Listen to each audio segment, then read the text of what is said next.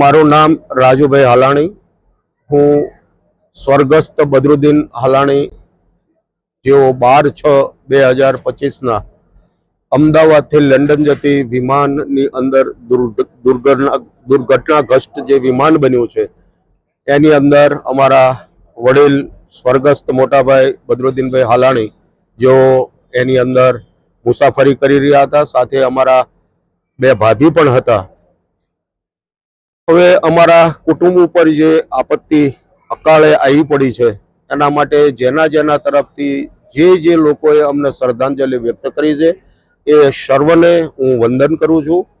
અને અમારા વડીલ મોટાભાઈ કે જેઓ સેવાકીય પ્રવૃત્તિ સાથે સતત સંકળાયેલા હતા અને સેવા એ જ એનો ધર્મ હતો, જેનું સ્વપ્ન હતું કે સિલવાસાની અંદર બનતી સુભાષચંદ્ર બોઝ એકેડેમી સૈનિક સ્કૂલની જે એને ઉદ્ઘાટન વહેલું કરી અને પૂર્ણ કરવાની જે એની નેમ હતી એ નેમ એને છેલ્લે ફ્લાઇટમાં બેઠા એટલે કે એના જિંદગીના અંત સુધી એને એની ખેવના કરી છે।